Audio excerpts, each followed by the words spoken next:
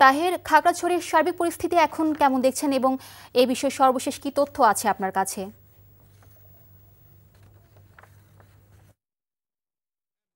যেমনটা বলছিলেন রিপোর্টে, আসলে খাগড়াছড়ির গতকালের সহিংস ঘটনার পর পরিস্থিতি এখনো, গুইমারার পরিস্থিতি এখনো থমথমে। খাগড়াছড়ি সদর এবং গুইমারা 144 দ্বারা বলবৎ আছে।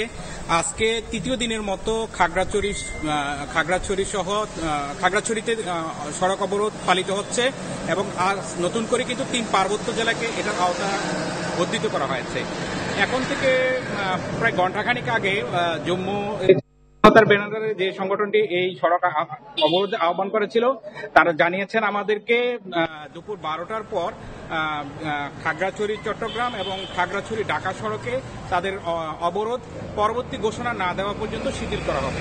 তারা যেটা জানিয়েছেন যে গতকাল সহিংস ঘটনায় তাদের যে 3 জন মারা গেছেন এবং যারা আহত হয়েছেন তাদের সুচিকিৎসা ব্যবস্থা করার জন্য মূলত তারা অবরোধ শিথিল করেছেন এবং অন্যান্য সড়কে এই অবরোধ অব্যাহত থাকবে। এই টানা অবরোধের কারণে খাগড়াছড়ির জনজীবন কিন্তু একটা বিপর্যস্ত হয়ে পড়ছে। দ্রব্যমূল্যের দাম বহু করে বাড়ছে এবং খাগড়াছড়ির বাইরে বিশেষ করে বাগাইছড়ি, লংগদু এবং পানছড়ির যে পণ্য সামগ্রী আছেন সেগুলো খাগড়াছড়িতে আটকা পড়ে গেছে এবং খাগড়াছড়ি এই সমস্ত বিশেষ করে ডিম সহ অন্যান্য নিত্য প্রয়োজনীয় দ্রব্য সামগ্রী কিন্তু পচে নষ্ট হয়ে যাচ্ছেন। তারা তাদের দুর্ভোগের কথা জানিয়েছেন।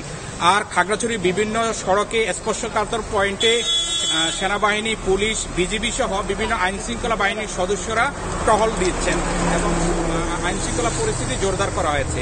আর যে 3 জন নিহত হয়েছেন তাদের লাশ খাগড়াছড়ি হাসপাতালের ময়নাঘরে রাখা হয়েছে। আজ দুপুর নাগাদ, আজকের মধ্যে হয়তো তাদের ময়নাতদন্ত হবে, এমনটা জানিয়েছেন সিভিল সার্জন। এ ছিল আমার কাছে খাগড়াছড়ির সর্বশেষ অবস্থা। বান্ডেল থাকলে প্রতি সেনমানিতে টাকা বাঁচবে। বিকাশ সেনমানি বান্ডেল কিনে জিতুন প্রতি লেনদেনে।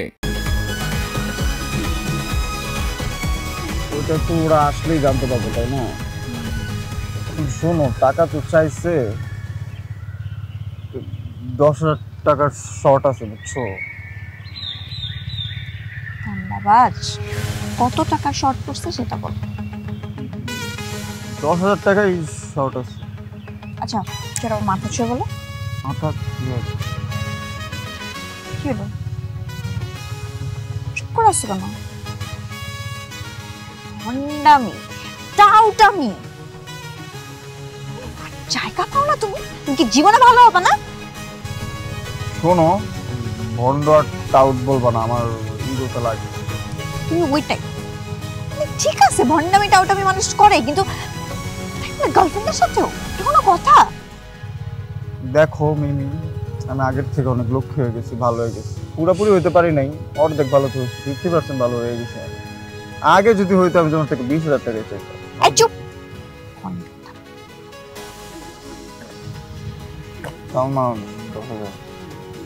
ঠিকভাবে বলো, কত টাকা শর্ট পড়ছে?